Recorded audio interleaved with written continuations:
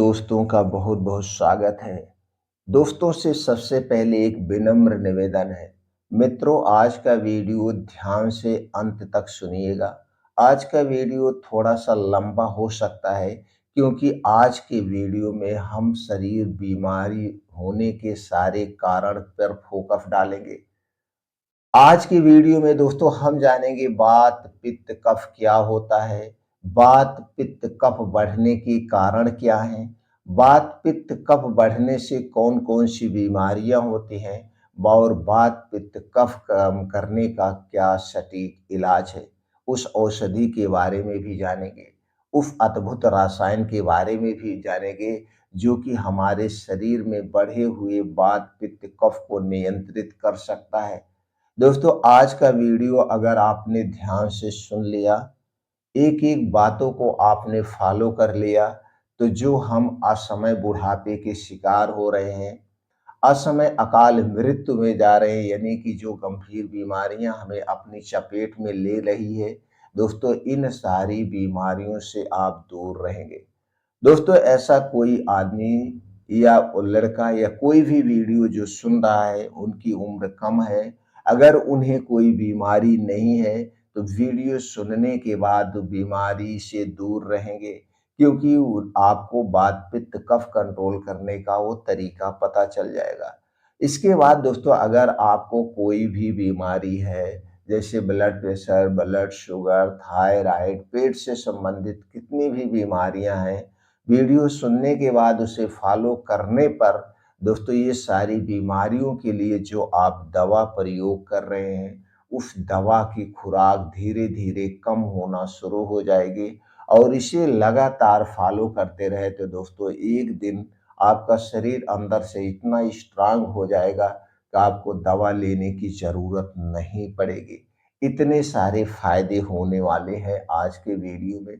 जैसे जैसे आप अंत की तरफ बढ़ेंगे, वैसे वैसे आपको इंटरेस्टिंग बातें यानी कि अद्भुत बातें जानने को मिलेगी और लास्ट में दोस्तों हम तरीका बताएंगे, जो तरीका हमें दोस्तों वात पित्त कफ से छुटकारा दिलाएगा।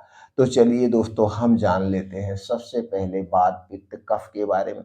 दोस्तों, चरक संहिता आयुर्वेद का एक महत्वपूर्ण ग्रंथ है जिनमें मानव शरीर, स्वास्थ्य और बीमारियों का विस्तृत वर्णन किया गया है।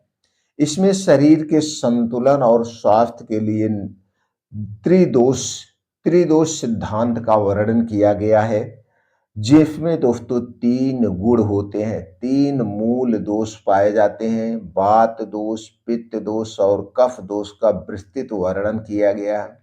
ये दोष हमारे शरीर की प्रकृति, कार्य और बीमारियों के लिए जिम्मेदार माने जाते हैं। तो दोस्तों आइए आज हम विस्तार से जानते हैं वात पित्त कफ क्या है, ये हमारे शरीर में कहाँ पाया जाता है और वात पित्त कफ कैसे घटता बढ़ता है। तो दोस्तों सबसे पहले हम जान लेते हैं वात पित्त कफ। दोस्तों हमारा शरीर जो है प्रकृति से बना हुआ है, प्रकृति से बना हुआ है, सबसे पहले ये तो जान लीजिए। प्रकृति से बना हुआ है, तो जब हम प्रकृति से बने हुए हैं तो हमें प्रकृति के नियमों का पालन करना होगा। लेकिन आज के समय में हम प्रकृति के नियमों का पालन नहीं करते हैं, हम प्रकृति के उल्टे चलते हैं, जिसके कारण हम बीमार रहते हैं। तो दोस्तों वात और पित्त का हमारे शरीर में एक स्थान है। स्थान के बारे में पहले जानते हैं। हृदय से सर तक का जो स्थान होता है एक कफ दोष का स्थान होता है। इसीलिए कहा गया है कि हमें सर पे कभी भी गर्म पानी नहीं डालना चाहिए। हृदय से नाभि तक के बीच का जो स्थान होता है, ये दोस्तों पित्त दोष का स्थान होता है। और नाभि से पैर तक का जो स्थान होता है, नीचे एड़ी तक का जो स्थान होता है, ये दोस्तों वात दोष का स्थान होता है। तो दोस्तों ये उम्र के हिसाब से पाया जाता है। जब हमारा जन्म होता है यानी कि बाल्यावस्था में हमारे शरीर में सबसे ज्यादा कफ बनता है और कफ का क्या काम है हमारे शरीर को, दोस्तों इसके बारे में हम आगे बाद में बात करते हैं, यानी कफ का क्या काम है। और जब हम बाल्यावस्था से युवा अवस्था में प्रवेश करते हैं, बाल्यावस्था से युवा अवस्था में जब हम प्रवेश करते हैं तो दोस्तों इस समय हमारे शरीर में सबसे ज्यादा पित्त दोष बनता है। ये प्रकृति की देन है। और जब हम युवा अवस्था से वृद्धावस्था में प्रवेश करते हैं, यानी 60 साल के बाद हमारी उम्र जब होती है, इस समय हमारे शरीर में सबसे ज़्यादा वात दोष बनता है, यानी कि वात बनता है। तो आप समझ गए दोस्तों, वात, पित्त, कफ क्या है, इनका हमारे शरीर में स्थान क्या है। अब दोस्तों ये कब-कब घटता बढ़ता है। अब चलिए हम ये जान लेते हैं इनके कार्य दोष क्या है, इनका काम क्या है। दोस्तों वात दोष का जो काम है, वात वायु और आकाश तत्वों से मिलकर बना हुआ है। यह हमारे शरीर में जैसे सांस लेना, चलना, रक्त संचार, पाचन, स्नायु तंत्र आदि गतिविधियों को नियंत्रित करता है। यह दोस्तों मन और शरीर के बीच तालमेल बनाए रखता है, जिससे हमारा शरीर सही से काम करता है। अगर हमारे शरीर में वात दोष बढ़ जाता है, तब दोस्तों इसके कई कार्य लक्षण नजर आने लगते हैं। जैसे हमें बेचैनी होने लगती है, हम कब्ज के शिकार हो जाते हैं, कमर में, जोड़ों में, गांठों में, सब जगह दोस्तों दर्द होने लगता है। त्वचा में रूखापन दिखने लगता है, चिंता, अनिद्रा के शिकार हो जाते हैं। इसीलिए कहा जाता है जैसे जैसे हमारी उम्र ढल गई, हम वृद्धावस्था में हो गए, हम नींद नहीं आती। तो एक दोस्तों हो गया वात दोष के कार्य और वात दोष बढ़ने के लक्षण।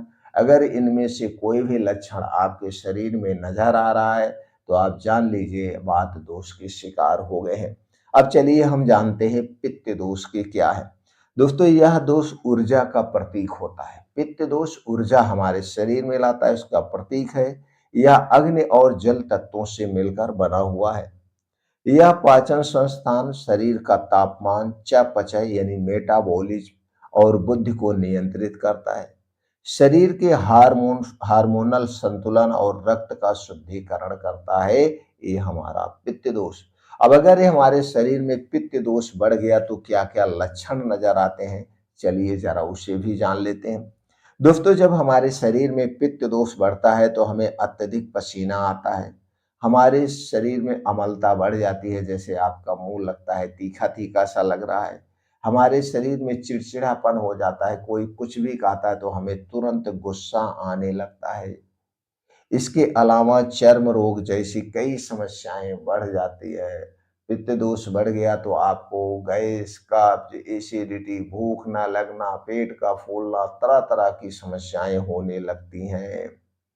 अब दोस्तों ये आप समझ गए। अब चलिए हम जानते हैं कफ दोष के बारे में। दोस्तों कफ दोष जो है ये शरीर में स्थिरता और ताकत प्रदान करता है। स्थिरता और ताकत प्रदान करता है। पृथ्वी और जल से मिलकर ये बना हुआ है। शरीर के ऊतकों को पोषक, जोड़ों में चिकनाई, रोग प्रतिरोधक क्षमता को मजबूत बनाता है। इसके साथ साथ शरीर में शीतलता और संतुलन बनाए रखता है हमारा कफ दोष। अगर कफ दोष बढ़ गया तो इसके क्या क्या लक्षण है।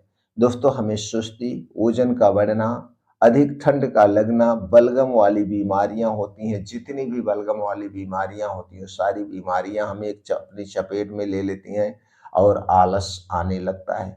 कफ दोष अगर बढ़ गया आप देखते होंगे, तो दोस्तों जब आप कभी भी कोई ठंडी चीज खाते हैं तो आपको खखार बहुत आती है, कफ बहुत निकलने लगता है। तो आप समझ लीजिए कि ये जो ठंडी चीजें हैं ये कफ दोष के लिए नुकसानदेह है, हमारे शरीर में कफ दोष को बढ़ाएंगे। अब चलिए दोस्तों हम ये जान लेते हैं इसे नियंत्रित करने का तरीका क्या है। हम अपने शरीर के वात पित्त कफ को नियंत्रित कैसे करें? क्या खाने से वात पित्त कफ दोष बढ़ता है? तो सबसे पहले अगर हम कफ दोष की बात करें, तो इसलिए जानना ज़रूरी है क्योंकि आपके घर जो भी बच्चे हो नाबालिग हैं, उन्हें पता नहीं हमें क्या खाना चाहिए, क्या नहीं खाना चाहिए। तो हर पेरेंट्स की ज़िम्मेदारी यही होती है, अपने बच्चों को ठंडी चीज़ें ना दें, ख़ास करके रात के समय में। सूर्य डूबने के बाद कोई भी ठंडी चीज नहीं खाना चाहिए, जैसे कि आइसक्रीम, कोल्ड ड्रिंक्स, ठंडा पानी या दोस्तों कोई भी ठंडी चीज हो गया हमें सूर्य डूबने के बाद नहीं लेना चाहिए। अगर आप लेते हैं तो हमारे शरीर का बा कफ दोष बढ़ जाएगा और कफ दोष से होने वाली तरह तरह की बीमारियों की आप शिकार हो जाएंगे। तो ऐसे तो हमें कभी भी ठंडी चीज़ नहीं लेना चाहिए। रूम टेम्परेचर का यानी कि अपने शरीर के टेम्परेचर के हिसाब से खाना-पीना चाहिए। इसीलिए कहा गया है दोस्तों, हमें नॉर्मल पानी का प्रयोग करना चाहिए, नॉर्मल ताज़ा खाना खाना चाहिए। ये हो गया दोस्तों कफ दोष से संबंधित। अब हम बात करते हैं पित्त दोष। आपके शरीर का पित्त दोष ना बढ़े, तो दोस्तों बाहर की जितनी भी तली भुनी चीज़ें हैं, बाहर की जितनी भी तली भुनी चीज़ें हों, इन्हें खाने से हमें बचना चाहिए। गरिष्ठ भोजन करने से हमें बचना चाहिए। एक बार में भर पेट खाना हमें नहीं खाना चाहिए। हमें जहाँ तक हो सके तो आधे पेट खाएँ, नहीं तो 30% अपने पेट को खाली रखें। खाना जब भी खाएँ, बैठ के आराम से चबा-चबा के खाना चाहिए। दोस्तों हमारे शरीर में 2 चक्कियाँ होती हैं जो खाने को पचाती हैं, खाने को गलाती है। पहली चक्की है आपका मुँह, जहाँ पे आपका खाना 80% पचता है और दूसरी चक्की है आपका पेट, जहाँ पे आपका खाना 20% पचता है। दोस्तों जब हम 32 बार खाने को चबाते हैं तो आप देखते हैं वो जो मुँह में खाना है, वो एकदम चिपचिपा हो जाता है क्योंकि हमारे मुँह से सलाइवा निकलता है, लार निकलती है और यही खाने को पचाती है। यही खाने को पचाती है तो जल्दबाजी में खाना नहीं खाना चाहिए। खाने का निवाला जब भी मुँह में डालें, मुँह को बंद करके चबा-चबा के खाना चाहिए। कुछ लोग हैं मुँह को खोल के चबाते हैं, तो जब आप मुँह ऐसे खोल के चबाएँगे उसके साथ हवा जाएगी और वो हवा जब पेट में जाती है तो खाने के बाद कुछ लोगों को जो ढेकार आती है, इसी के कारण ढेकार आती है। इसी के कारण ढेकार आती है, इसलिए खाने को निवाला जब भी मुँह में डालें, उसे मुँह बंद करके खाएँ। और दोस्तों जब आप उसे 32 बार चबा-चबा के खाएँगे, तो आपको पानी पीने की ज़रूरत नहीं पड़ेगी। इसीलिए कहा गया है खाना खाने से पहले और खाना खाने के डेढ़ 2 घंटे के बाद ही हमें पानी पीना चाहिए। और इसके बाद दोस्तों हो सके तो हमें प्रकृति के रूल्स को फ़ॉलो करना चाहिए, जैसे हमने शुरू में बताया। हमारा शरीर किससे बना हुआ है? हमारा शरीर दोस्तों प्रकृति से बना हुआ है। प्रकृति के रूल के हिसाब से दोस्तों जो हमारे शरीर में जठर पाया जाता है, जिसे हम जठराग्नि कहते हैं, जो खाने को पचाता है, जो खाने को गलाता है, इसे आप एक पाचक रस भी कह सकते हैं, जो कि हमारे पेट में बनता है। इसे आप एक एसिड भी कह सकते हैं, जो खाने को गलाता है। इसे दोस्तों आप कुछ भी कह सकते हैं। तो ये जो एंजाइम है, जो पाचक रस है, जो हमारा जठर है, ये दोस्तों सूर्य की किरणों पे काम करता है। जैसे-जैसे सूर्योदय होता है, हमारा जठर उत्तेजित होता है और जैसे-जैसे सूर्य ढलता है यानी अपने उग्र रूप पे आता है, जैसे 12 बजता है, तो आप देखते हैं दोस्तों आप अपनी भूख को बर्दाश्त नहीं कर पाते हैं। और जैसे-जैसे सूर्यास्त होने को होता है, हमारा पाचन तंत्र स्लो हो जाता है और सूर्य डूबने के बाद पाचन तंत्र एकदम स्लो हो जाता है।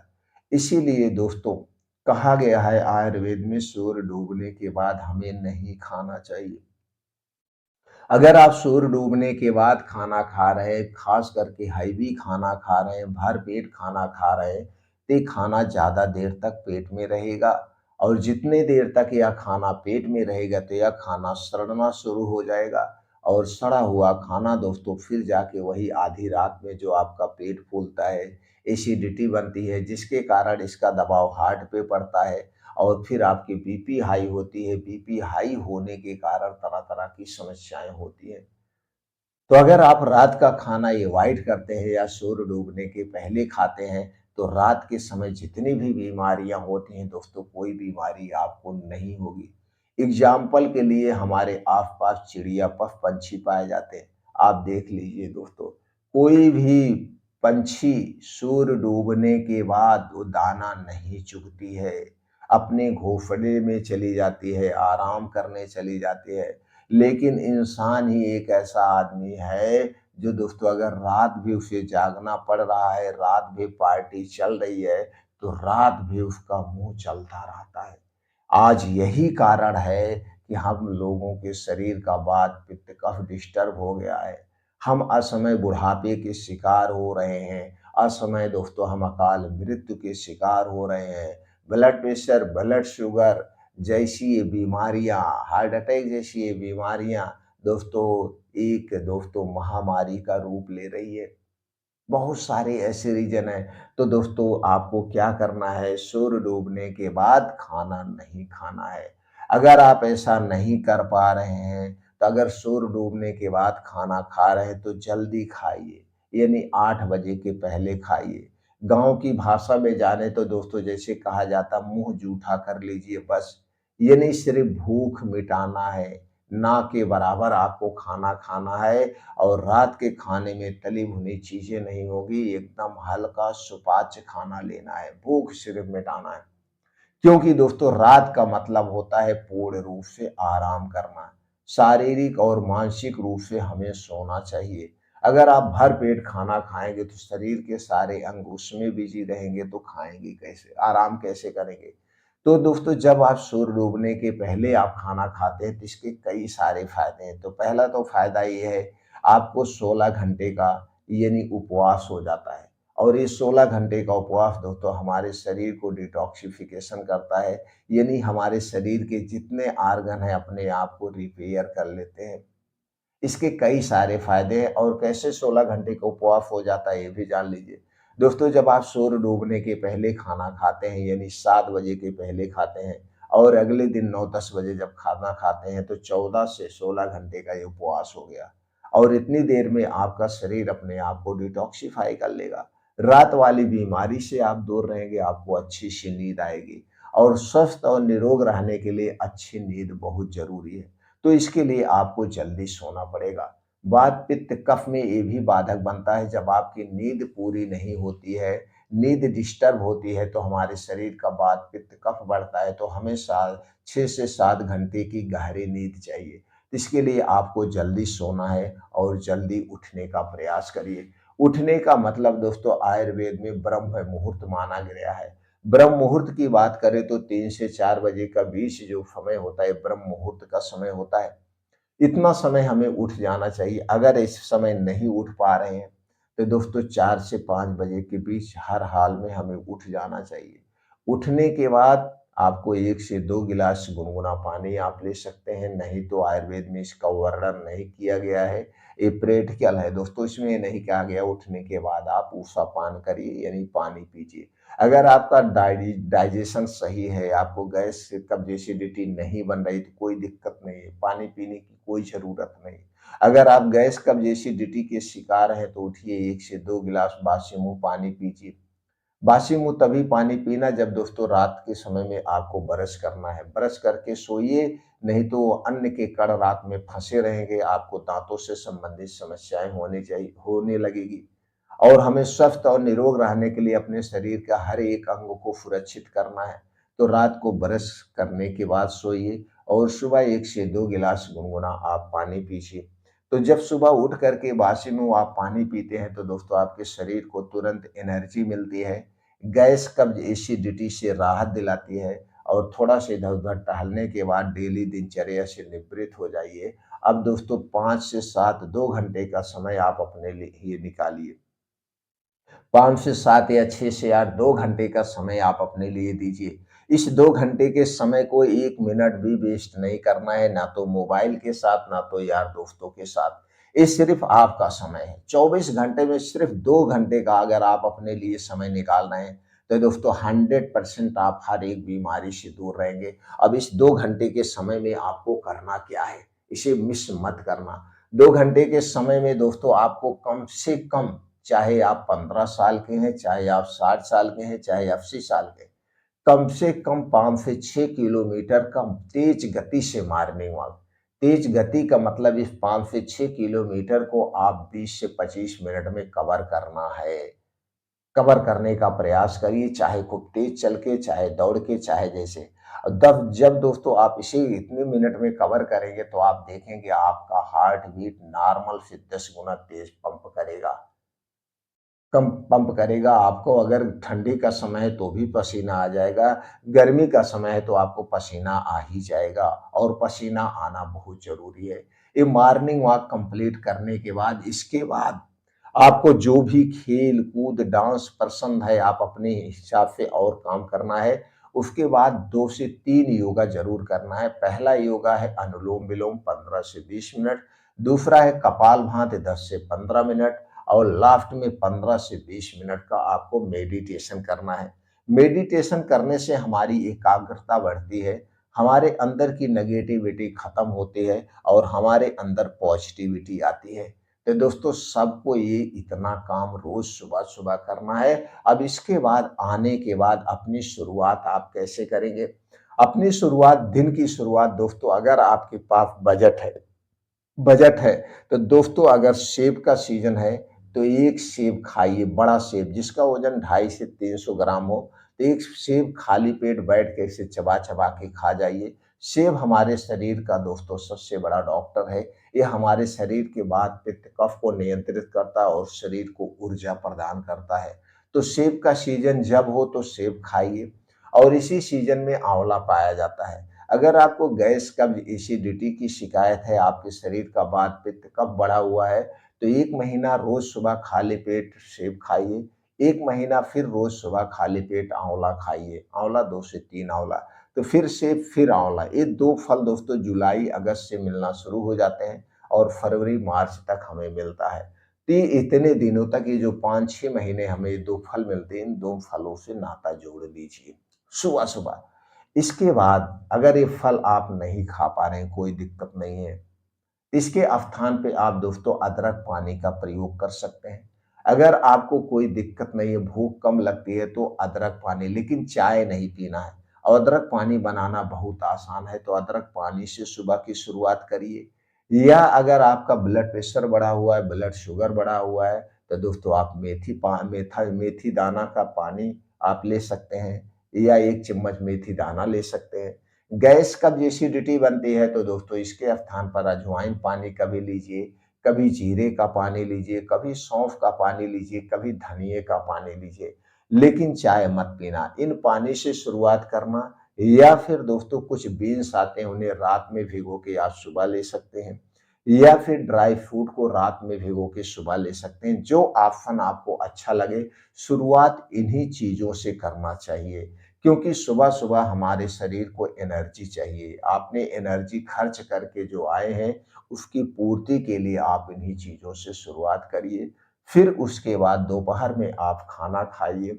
खाना खाने की खाना खाने के 1.5 से 2 घंटे के बाद अगर आपके घर पे दही है तो 1 कटोरी आपको दही चाहिए। घर पे है तो खाइए, नहीं है तो मत खाइए। दिन भर में 1 से 2 फल लीजिए। उसके बाद जो सीज़न वाइज़ आपको सब्जियाँ मिलती हैं, जैसे कभी-कभी खीरा, ककड़ी या तरबूज, खरबूज, आम, बेर जो भी फल आपको मिलता है सीज़न वाइज़ 1-2 फल आपको खाने चाहिए।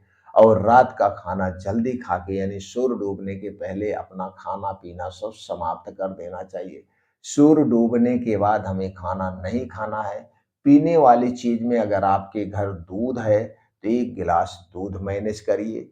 दूध आपके घर का होना चाहिए और दूध दोस्तों सादा मत पीजिएगा। दूध में कभी हल्दी डाल के पीजिए, अगर ठंडी का सीज़न है तो हल्दी डालिए, दालचीनी वाला दूध पीजिए, कभी अश्वगंधा वाला दूध ले लीजिए। अगर आपको गैस कब्ज एसिडिटी है तो त्रिफला चूर्ण ले लीजिए साथ में, नहीं तो हरी इलायची वाला, सौंफ वाला और मुनक्का वाला दूध, ऐसे दूध ले में कुछ ना कुछ डाल के आप दूध लीजिए। आप दूध लीजिए। इस दिनचर्या को जिस दिन आप अपना लेंगे, दोस्तों आपके शरीर में जो भी बीमारियाँ हैं, धीरे-धीरे बीमारियाँ कम होने लगेंगी, आपका शरीर स्ट्रॉन्ग होगा। अब चलिए जानते हैं वात पित्त कफ को कैसे कम करना है। दोस्तों बाहर की तली भुनी कोई भी चीज़ नहीं खाना है। चीनी, मैदा और रिफाइन से बना हुआ कोई भी प्रोडक्ट आपको नहीं खाना है। ये सारी चीज़ें हमारे शरीर के वात पित्त कफ को बढ़ाती हैं। इसके अलावा दोस्तों धूम्रपान, अल्कोहल, ठंडा पेय पदार्थ चाहे वो कोल्ड ड्रिंक्स हुआ, चाहे ठंडा पानी हुआ, हमें कभी नहीं प्रयोग करना चाहिए और हमें पूरे परिवार को भी प्रयोग नहीं करने से मना करना चाहिए। ये सारी चीज़ें हमारे स्वास्थ्य के लिए हानिकारक है। लेकिन आज हम देखते हैं दोस्तों कभी किसी मॉल में चले जाइए, तो लोग कोल्ड ड्रिंक्स की 2 लीटर वाली बोतल 5-5, 6-6 बोतल लेते हैं। बिस्किट, टॉफ़ी, नमकीन ऐसे खरीदते हैं, पूरे महीना का खर्चा खरीद लेते हैं। दोस्तों आप पूरे महीने के खर्चा नहीं खरीद रहे हैं, पूरे महीने की बीमारी अपने घर में ला रहे हैं। आप ज़रा सोचिए, ये बिस्किट कैसे बनता है? बिस्किट मैदे से बनता है और इसमें आधी चीनी होती है। उसके बाद स्वाद बढ़ाने के लिए इसमें विष डाला जाता है। कलरफुल बनाने के लिए आर्टिफिशियल कलर डाला जाता है। फिर दोस्तों इसे मैदा को फानने के बाद क्या किया जाता है, तेल या रिफाइन किया गया तेल या पामोलिन में छाना जाता है। और दोस्तों फिर छानने के बाद इसकी एक्सपायरी 6 महीने होती है। तो दोस्तों ये सारी चीज़ें से आप घर पे मीठा बिस्कुट बनाइए, क्या वो 6 महीने बाद आप खा सकते हैं? शायद आपका जवाब होगा ना। तो जब आप नहीं खा सकते हैं, तो कंपनी वाला क्यों खा रहे हैं? क्यों? क्योंकि कंपनियाँ उसे सड़ने से बचाने के लिए उसे प्रिजर्वेटिव करती है, जो कि एक प्रकार का ज़हर होता है। इसलिए दोस्तों टॉफ़ी, बिस्किट, नमकीन, cold drinks, ice cream, bread, toast, ये जितनी भी चीज़ें हैं, सारी चीज़ें हमारे शरीर के वात, पित्त, कफ को बढ़ाती है। और आज यही कारण है कि छोटे-छोटे बच्चे बीमारी के शिकार हो रहे हैं, थायराइड के शिकार हो रहे हैं, तरह-तरह की बीमारियाँ उन्हें घेर रही। और 100 साल पहले ये सारी चीज़ें नहीं खाई जाती थी। दोस्तों जब हम लोग छोटे-छोटे थे तो हम लोगों को पता ही नहीं था आइसक्रीम क्या होती है, बिस्किट क्या होता है, ब्रेड टोस्ट क्या होता है, चाय क्या होती है। दोस्तों हम लोग जब सुबह-सुबह उठते थे तो हमारी माता जी क्या देती थी, घर का गुड़ दे देती थी, हम लोग गुड़ खा लेते थे। या गन्ने का सीज़न है तो सुबह-सुबह गन्ना चूस लेते थे। ये सब चीज़ें हम लोग खाते थे, नहीं तो दोस्तों बासी खाना खा लेते थे। लेकिन ये सब चीज़ें नहीं खाते थे। लेकिन आज अगर आपके घर कोई बच्चा है तो आप सबसे अच्छे कंपनी वाला चॉकलेट देते हैं, सबसे अच्छे कंपनी वाला आप बिस्किट देते हैं, सबसे अच्छी कंपनी का आप ब्रेड टोस्ट लाके चाय के साथ देते हैं। तो जितनी चीज़ें दे रहे हैं, आप अपने बच्चे को बीमारी के मुँह में ढकेल रहे हैं। दोस्तों हम लोग अपने बच्चों को शुरुआत में पैसे हो गए थे, लेकिन तो भी हम लोग अपने बच्चों को टॉफ़ी, बिस्किट नहीं देते थे, आइसक्रीम नहीं खिलाते थे। लेकिन अभी हम देखते हैं रात के समय में लोग टहलने निकलते हैं और अपने बच्चों को आइसक्रीम खिलाते हैं। अगर आप भी ये गलती कर रहे हैं तो आप अपने बच्चों को बीमारी के मुँह में ढकेल रहे हैं। तो दोस्तों ये जितनी भी चीज़ें हैं इन्हें हमें खाने से बचना होगा। तो सीधा कुल मिलाकर के हम एक बात पे आते हैं, अगर आपको स्वस्थ और निरोग रहना है तो आपको अच्छी डाइट का चुनाव करना है। अच्छी डाइट किसे कहते हैं? अच्छी डाइट उसे कहते हैं जिसमें 70% नेचुरल चीज़ें शामिल होती है। नेचुरल चीज़ों की बात करें तो दोस्तों हमारा डाइट जो होना चाहिए वो कैसा होना चाहिए चलिए जानते हैं। दोस्तों हमें ज़्यादा से ज़्यादा हरी साग-सब्जियाँ खानी चाहिए। हरी साग-सब्जियों में सभी तरह के प्रोटीन्स, विटामिन्स और फाइबर पाया जाता है। हरी साग-सब्जियाँ खाइए और ये दोस्तों स्टोर की हुई सब्जियाँ नहीं, इम्पोर्ट की गई सब्जियाँ नहीं। दोस्तों जहाँ पे जो आप रहते हैं, जो वहाँ सब्जियाँ पाई जाती हैं, उन्हीं सब्जियों का हमें सेवन करना चाहिए। सब्जियाँ ज़्यादा खाएँ, अनाज कम खाएँ। अनाज में दोस्तों हमें सिर्फ़ गेहूँ की ही रोटी नहीं खाना चाहिए, चावल ही नहीं खाना चाहिए। कभी-कभी हमें दोस्तों मोटे अनाज का भी प्रयोग करना चाहिए। मोटे अनाज की बात करें तो दोस्तों जौ, ज्वार, बाजरा, मक्का, रागी, सांवा, ये सब चना, इनकी भी रोटियाँ खानी चाहिए, सिर्फ़ गेहूँ की ही रोटियाँ हमें नहीं खाना चाहिए। और ज़्यादा से ज़्यादा सब्ज़ी होनी चाहिए, 2 प्लेट सब्ज़ी, 1 रोटी होना चाहिए, इस रेशियो में हमें खाना चाहिए। उसके अलावा दोस्तों हमें बीन्स को रात में भिगो के सुबह ले सकते हैं। ड्राई फ्रूट्स भी आप खा सकते हैं, लेकिन ड्राई फ्रूट जब भी खाएँ आप दोस्तों इसे रात में भिगो के खाएँ। दूध, दही, मट्ठा भरपूर मात्रा में सेवन करें, लेकिन ये दूध, दही, मट्ठा आपके घर का होना चाहिए।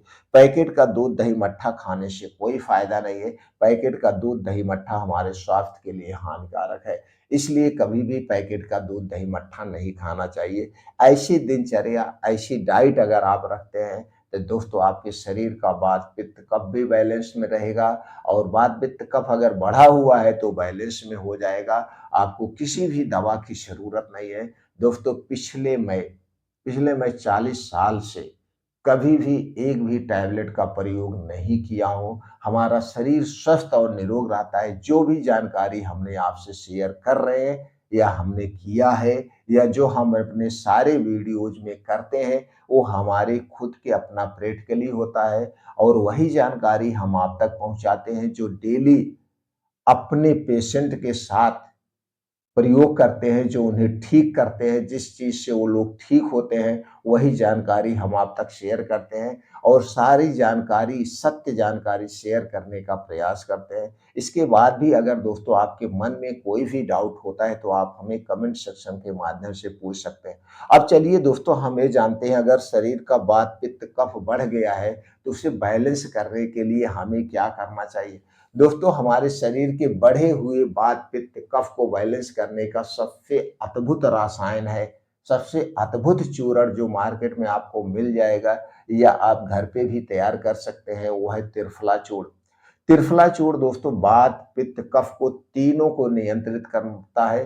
त्रिफला चूर्ण दोस्तों 3 फलों से बना हुआ है, हरड़, बहेड़ा और आंवला। त्रिफला चूर्ण आपको मार्केट में दोस्तों किसी कंपनी का ₹30 का 100 ग्राम, ₹40 का 100 ग्राम, ₹50 तक 100 ग्राम तक आपको मिल जाएगा। तो आज ही अभी त्रिफला चूर्ण लाइए और त्रिफला चूर्ण का सेवन दोस्तों कई तरीके से किया जाता है। अगर आप अपने शरीर के वात, पित्त, कफ को नियंत्रित करना चाहते हैं, यानी कि आपको कब्ज की शिकायत है, आपका पेट फूलता है, गैस, एसिडिटी बनती है, इसके लिए दोस्तों रोज रात में खाना खाने के 2 घंटे के बाद 1 चम्मच त्रिफला चूर्ण गर्म पानी या गर्म दूध के साथ लेंगे, तो दोस्तों ये हमारे शरीर के वात, पित्त, कफ को नियंत्रित करेगा, गैस, कब्ज, एसिडिटी को दूर करेगा। सुबह जब आप सो के उठेंगे तो दोस्तों आपका पेट खुल के साफ हो जाएगा। ये सबसे अच्छा विकल्प है त्रिफला चूर्ण। त्रिफला चूर्ण वात, पित्त, कफ को नियंत्रित करता है। अब दोस्तों ये देखना पड़ेगा कि जैसे मान लीजिए आपका वात बहुत ज़्यादा बढ़ गया है, तो वात बहुत ज़्यादा बढ़ गया है तो उसके कारण कौन-कौन सी समस्याएँ हो रही? तो उसके लिए अलग-अलग उपाय है, क्योंकि सबका शरीर एक त एक नेचर का नहीं होता है। किसी का शरीर वात रोग का होता है, किसी का पित्त दोष सबसे ज़्यादा पाया जाता है, किसी के शरीर में कफ दोष सबसे ज़्यादा पाया जाता है। तो दोस्तों इसके लिए अगर आपको कोई ऐसी समस्या है तो आप कमेंट सेक्शन में हमें बताइए। नहीं तो दोस्तों आपके आस-पास कोई भी आयुर्वेदिक डॉक्टर हो, आप उनसे संपर्क करिए। दोस्तों सबसे बेटर इलाज वात, पित्त, कफ का आयुर्वेद में ही है। आप आयुर्वेद अपना करके पूरे शरीर को स्वस्थ और निरोग रख सकते हैं। तो वात, पित्त, कफ को नियंत्रित करने के लिए सबसे पहले तरीका अपनाइए। अगर तरीके से नहीं से कंट्रोल हो रहा है तो दोस्तों नॉर्मल तौर पे आप त्रिफला चूर्ण का प्रयोग कर सकते हैं। अगर त्रिफला चूर्ण से भी आपका वात, पित्त, कफ नियंत्रित नहीं हो रहा है, तो आपको ये देखना पड़ेगा कि दोस्तों आपके शरीर का क्या बढ़ा हुआ है, वात बढ़ा हुआ है, पित्त बढ़ा हुआ है, कफ बढ़ा हुआ है। जो बढ़ा हुआ है उससे संबंधित दवा आपको लेना पड़ेगा। इसके लिए दोस्तों आपके आस-पास कोई भी डॉक्टर हैं, उनसे संपर्क करिए, वो आयुर्वेद हों तो सबसे अच्छा विकल्प है। नहीं तो आप कमेंट सेक्शन के माध्यम से बताइए आपके शरीर में क्या लक्षण आ रहे हैं। लक्षण के हिसाब से हम अगली वीडियो जो बना देंगे, उसमें वो जानकारी आपसे शेयर कर देंगे।